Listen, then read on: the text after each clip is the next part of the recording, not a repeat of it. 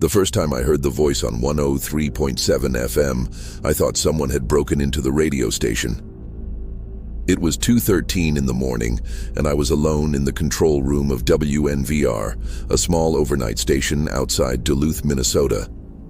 My job was simple: monitor the transmitter, play scheduled music, and read weather updates whenever the automated system failed. Most nights were painfully quiet, but that night, after the final song ended, the speakers filled with static. I reached for the microphone, expecting to announce the next track, when a woman's voice suddenly whispered through my headphones. "My name is Emily Carter. I have been missing for 11 years. I'm standing behind the blue house on Miller Road. Please tell my mother I'm still here." I froze. Emily Carter was a name I recognized.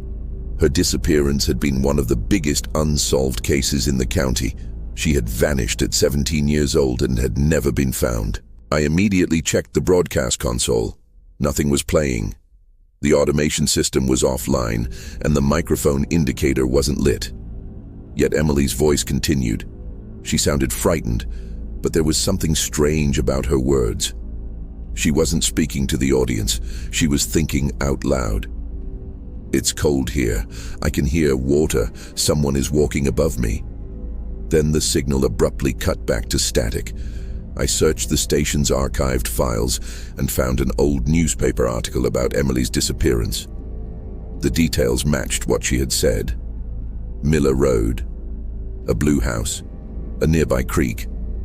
I called the police, but the officer who answered sounded annoyed when I explained what I had heard. He told me people had reported strange radio signals before and that I should go home.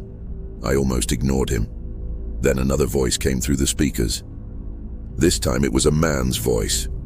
"My name is Daniel Ross. I disappeared in 2004. I'm inside the abandoned water treatment plant."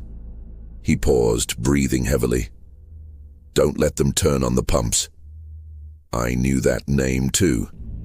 Daniel Ross had been a maintenance worker who disappeared after leaving work one evening. His body had never been recovered.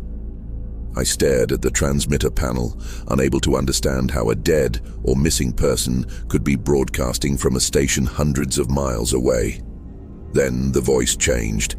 Daniel wasn't speaking anymore. He was whispering thoughts that sounded like they were coming directly from his mind. "Someone is here. He's carrying a flashlight. He knows I'm listening."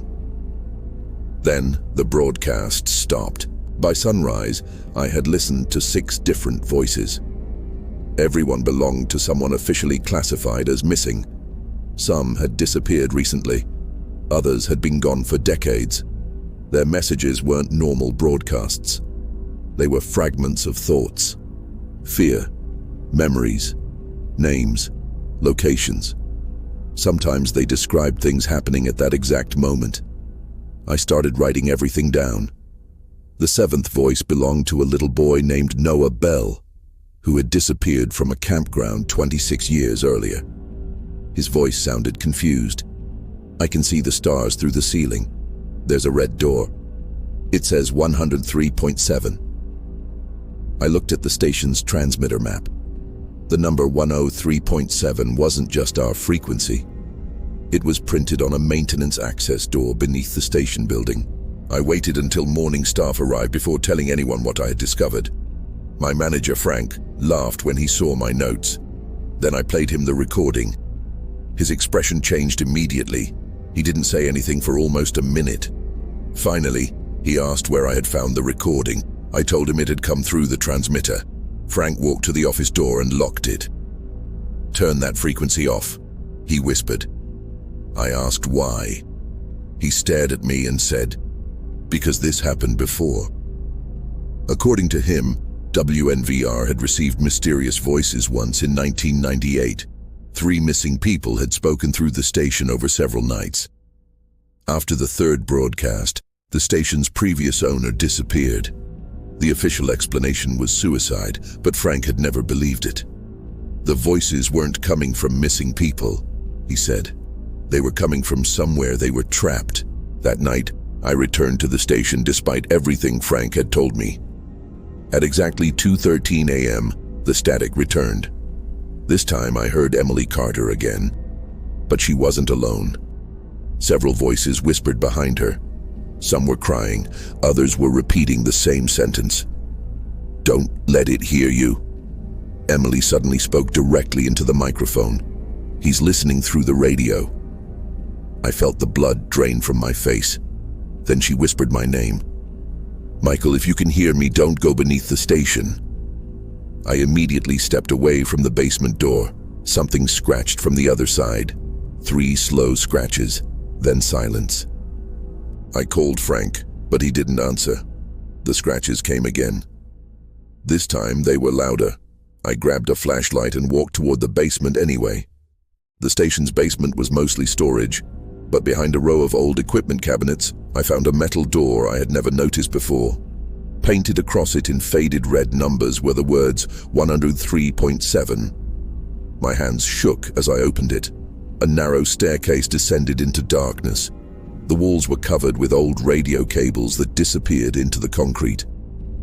At the bottom was a room filled with equipment that looked decades older than the station itself. There were microphones, headphones, tape recorders, and hundreds of handwritten pages. Every page contained names. Missing people, hundreds of them. Then I found a page with my own name. Underneath it was tomorrow's date. I dropped the paper and heard a voice behind me. "You're not supposed to read that yet." I turned around and saw Frank standing at the bottom of the stairs. His face looked completely different. He looked exhausted, almost frightened. I asked him what this place was. He slowly closed the basement door behind him. "The station was built over an old experimental transmitter," he said. "They discovered that certain frequencies could pick up electrical patterns from the human brain.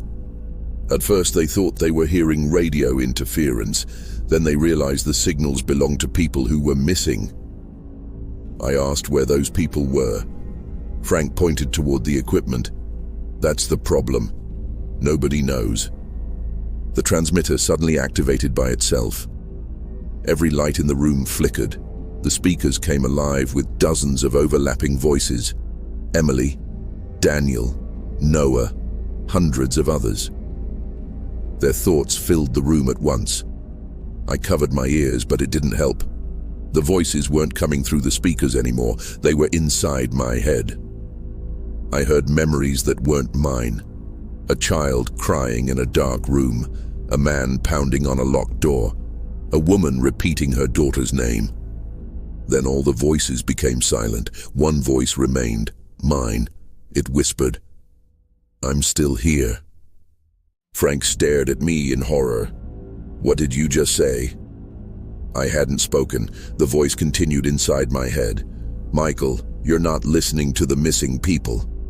I looked at the microphone. "You're listening to yourself." The room suddenly disappeared. I was standing inside the WNVR control room again, but everything looked older. The walls were covered with dust. The equipment was broken. A calendar on the wall showed a date from 11 years earlier.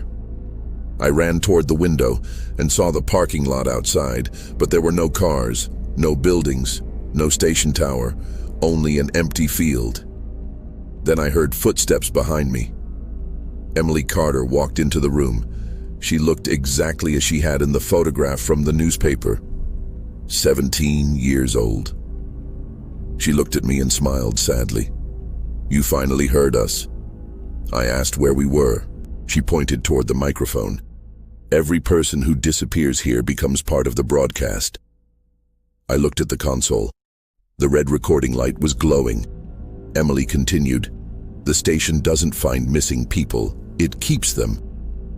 Then she leaned toward the microphone and whispered, "And every time someone hears us, the station chooses another voice." My stomach dropped. "Whose voice?" Emily looked directly at me. "Yours." The speakers suddenly exploded with static. Then my own voice came through the radio. "My name is Michael Hayes. I disappeared tonight." I ran toward the door, but it was gone. The microphone light turned red, and somewhere beyond the glass, hundreds of missing people began whispering my name. The last thing I heard before the signal swallowed everything was a voice on 103.7 FM announcing the next broadcast. Coming up next, the thoughts of someone who hasn't disappeared yet.